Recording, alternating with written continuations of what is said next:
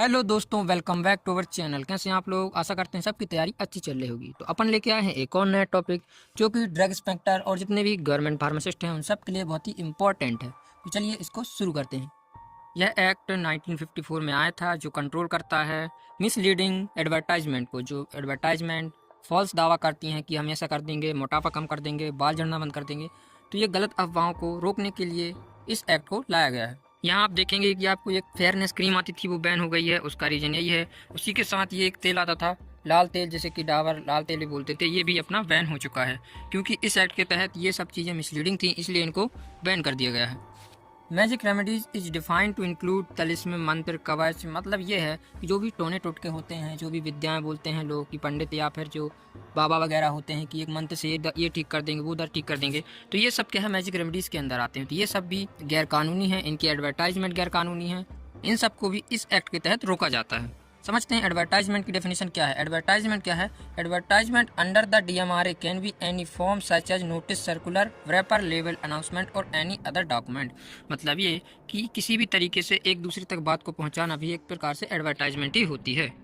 Exemption पढ़ लेते हैं अपन, जैसे इन exercise of this power the central government in the year 1961 issued a notification giving exemption to advertisement of government approved contraceptives। मतलब ये कि कुछ ऐसी चीज़ें भी हैं जो गवर्नमेंट ने अलाउ की हैं कि आप उनकी एडवर्टाइजमेंट कर सकते हैं, जैसे कि कॉन्डम्स, ये मेल कॉन्ट्रासेप्टिव्स होते हैं, और फीमेल कॉन्ट्रासेप्टिव्स वगैरह भी, ये सब चीज़ें अप्रूव की गई हैं।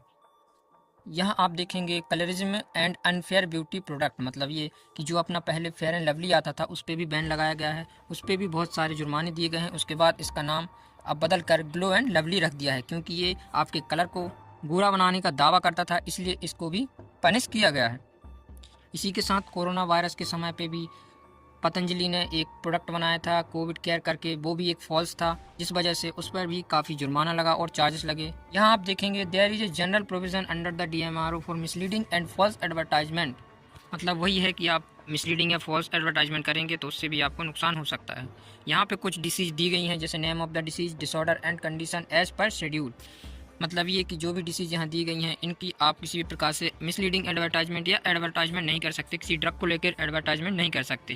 तो यहाँ पे कुछ ड्रग दी गई हैं, आप यहाँ देख सकते हैं। टोटल 53 ड्रग्स यहाँ पे हैं।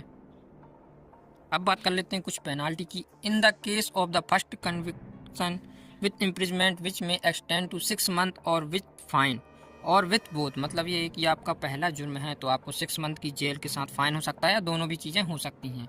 इसी के साथ यदि आप दूसरी बार या कई बार ये करते पकड़े गए तो आपको 1 साल की जेल और जुर्माना भी बढ़ सकता है। पास्ट में किस किस को पनिश किया गया है यहाँ पे देख सकते हैं। जून लास्ट ईयर में आप देखेंगे तो ये मेडिकल काउंसिल सस्पेंड हुई थी 1 मंथ के लिए। उसी के साथ 2016 में देखेंगे महाराष्ट्र मेडिकल सस्पेंड हुई थी 3 मंथ के लिए। तो वीडियो पसंद आई तो लाइक करें। मिलते हैं नेक्स्ट टॉपिक के साथ।